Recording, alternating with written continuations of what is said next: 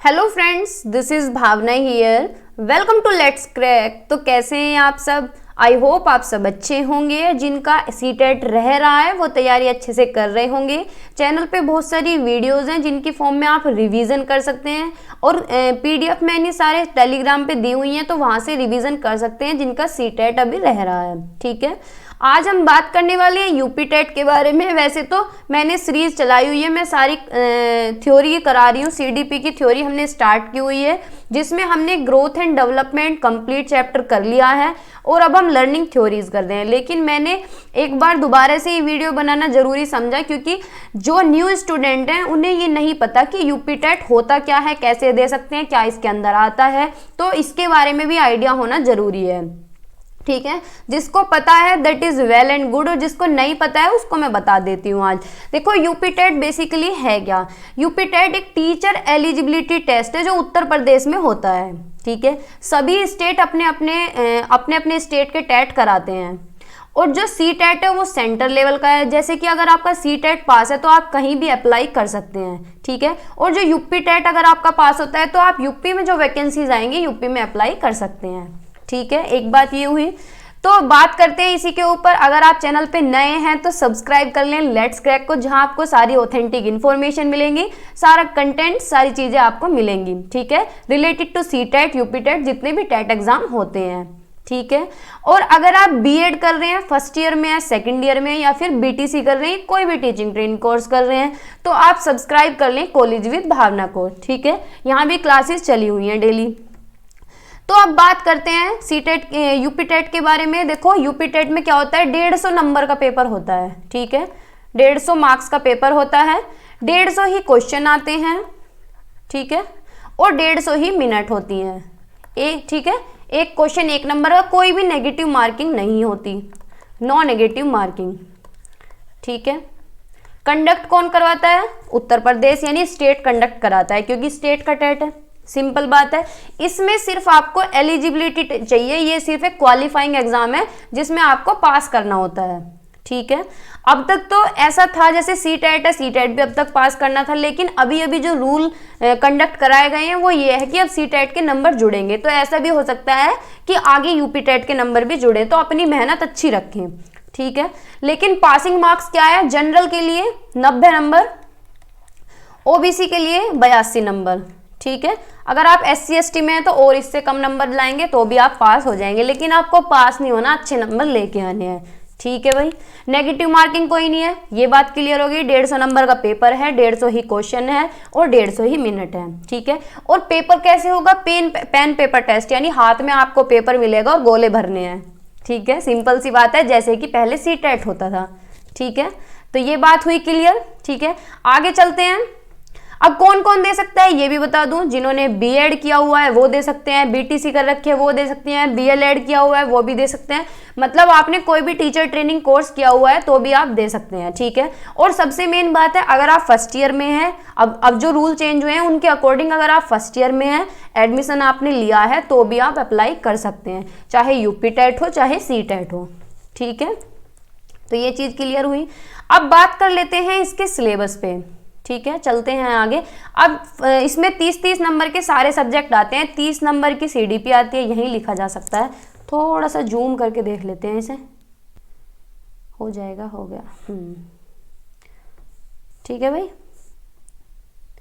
एक सेकंड हो जाए भाई। हाँ ठीक है, इसमें क्या है, 5 सब्जेक्ट आते हैं। सीडीपी, हिंदी, इंग्लिश, मतलब हिंदी और कुछ लैंग्वेज में से इंग्लिश, उर्दू और संस्कृत में से एक चूज कर सकते हैं। मैं इंग्लिश यहाँ पे पर्टिकुलर रख रही हूँ। ठीक है, ईवीएस और मैथ।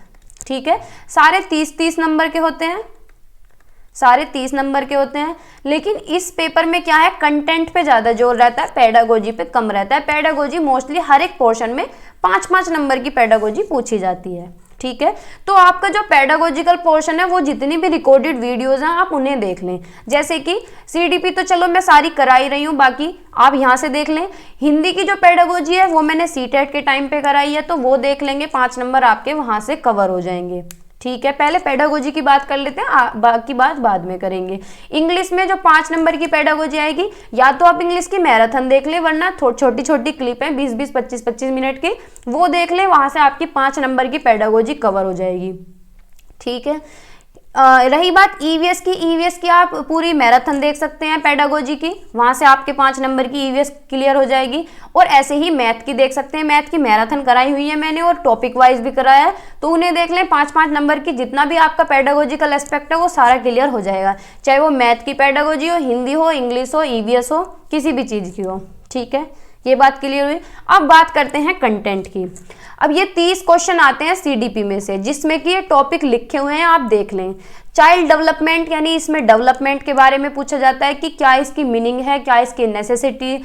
स्टेजेस डेवलपमेंट की, physical development, mental development, emotional development, language development, और ये एबिलिटी, क्रिएटिविटी डेवलपमेंट, सारी चीज़ों पे बात हमने कर रखी है। डेवलपमेंट का पूरा चैप्टर मैं करा चुकी हूँ। बाकी ये जो टॉपिक है क्रिएटिविटी, ये हम आगे पढ़ेंगे, जब इंटेलिजेंस करेंगे उसके बाद क्रिएटिविटी करेंगे। ठीक है, एक एक टॉपिक आपका मैं कराऊंगी, ये मेरी रेस्पॉन्सिबिलिटी है, मैं मान के चलती हूँ। ठीक है, आपकी बस इतनी रेस्पॉन्सिबिलिटी है कि आप शेयर किया करें सेशन को। ठीक है, क्योंकि वीडियोस की व्यूज बहुत कम आते हैं। फिर बात करते हैं लर्निंग की, यानी चाइल्ड डेवलपमेंट क्लियर हो गया, ये मैंने करा दिया 3 पार्ट में। अगर आपने नहीं देखा है तो जाकर देख लें, क्योंकि सीरीज स्टार्ट कर रखी है मैंने। फिर सेकंड जो यूनिट है, meaning and principle of learning. Learning पूरा एक चैप्टर है, एक यूनिट है, चाहे बीएड में ले लो, बीएड में भी लर्निंग सेम है और इसमें भी। ठीक है, इसमें क्या है, लर्निंग की मीनिंग क्या होती है, क्या इसके फैक्टर्स हैं जो अफेक्ट करते हैं, क्या इसके मेथड्स हैं, क्या रूल्स हैं। ठीक है, फिर थॉर्नडाइक की बात आती है, थॉर्नडाइक का हमने कर लिया है। ठीक है, पेवलोव का हमने कल कर लिया है, बाकी जो रह रहे हैं उन्हें हम कर रहे हैं, कल करेंगे। ठीक है, मे बी मंडे करेंगे। तो ये बात हुई लर्निंग की। टीचिंग मेथड्स सारे करेंगे हम, इंक्लूसिव एजुकेशन के बारे में करेंगे, गाइडेंस, काउंसलिंग, सारे टॉपिक पढ़ेंगे। और क्या है, लर्निंग एंड टीचिंग, यानी बच्चे कैसे सोचते हैं, क्या वो एरर करते हैं, सारी चीज़ों पे बातें करेंगे। ठीक है, तो ये हुआ सीडीपी 30 नंबर का आपका यहाँ से हो जाएगा। फिर हिंदी की बात करते हैं। हिंदी में आप किसी भी क्लास की, 8th क्लास की या 9th क्लास की अगर व्याकरण पढ़ लेंगे तो आपके यहाँ से 20 से 25 नंबर कहीं नहीं गए, क्योंकि हिंदी में सारी व्याकरण पूछी जाती है और बिल्कुल नॉर्मल लेवल की। अपठित अनुच्छेद आता है, हिंदी वर्णमाला यानी स्वर और व्यंजन से पूछेगा, वर्णों के बारे में पूछेगा, वाक्य रचना के बारे में पूछेगा। ठीक है, जितनी भी ध्वनियाँ होती हैं, अनुस्वार, अनुनासिक, संयुक्ताक्षर, सारी मात्राएं, विराम चिन्ह, विलोम शब्द, ठीक है, पर्यायवाची शब्द, ये सारे समानार्थी शब्द ये पूछेगा, लिंग, वचन, काल, कारक, ये चीजें पूछेगा। और क्या है, उपसर्ग, प्रत्यय और संधि विच्छेद। ठीक है, और क्या है, अलंकार, वाच्य, वाक्य, ये सारी चीजें। और रचनाएं भी पूछता है, 3 से 4 रचनाएं तो पूछता है। ठीक है, तो आप ये कर लेंगे, अदरवाइज मैं भी आपको करा दूंगी अगर टाइम बचा दो। ठीक है, तो इसमें कोई परेशान होने की बात नहीं है।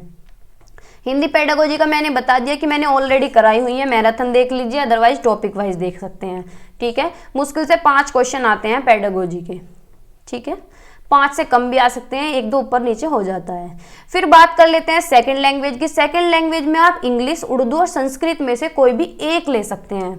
ठीक है, तो क्या आता है इसमें, अनसीन पैसेज आते हैं, सेंटेंस, सब्जेक्ट और प्रेडिकेट, काइंड्स ऑफ सेंटेंस, यानी सारी ग्रामर आती है। ठीक है, पार्ट्स ऑफ स्पीच सारे पूछेगा।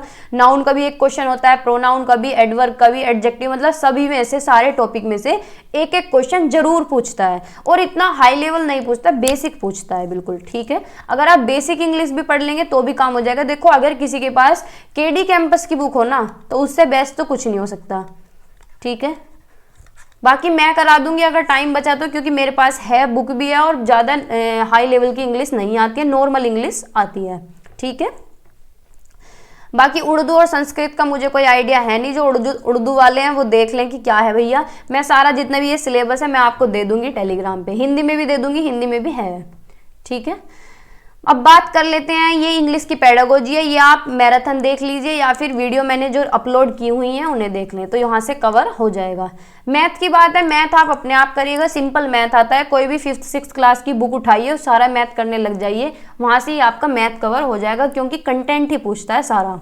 ठीक है, और अगर आप किसी कंपटीशन की तैयारी कर रहे हैं तो फिर तो अच्छी बात है, फिर आपका मैथ बिना पढ़े भी हो जाएगा। ठीक है, इसमें भी 5 नंबर की जो पेडागोजी पूछी जाती है वो आप मैराथन देख लें, चैनल पे हैं, वहाँ से आपकी पेडागोजी हो जाएगी।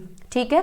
ईवीएस की बात करते हैं। ईवीएस का कंटेंट बिल्कुल अलग आता है, सीटेट से बिल्कुल अलग आएगा, अपोजिट आता है, क्योंकि थोड़ा सा हाई लेवल पूछा जाता है और इसमें क्या इंक्लूड रहता है, हिस्ट्री, ज्योग्राफी और सिविक्स भी ये ऐड कर देते हैं। अगर आप खुद से पढ़ना चाहते हैं ईवीएस तो आप क्या करें, 6-7 क्लास तक की जितनी भी हिस्ट्री, सिविक्स, ज्योग्राफी यानी एसएसटी जितनी भी है और साइंस जो है यानी ईवीएस है, ईवीएस 5th क्लास तक रहती है, 6th में जाके वो साइंस बन जाती है, तो आप वो पढ़ सकते हैं 3rd क्लास से लेके 6th क्लास तक की। नहीं तो अगर मुझे टाइम लगा तो मैं भी करा दूंगी, ठीक है।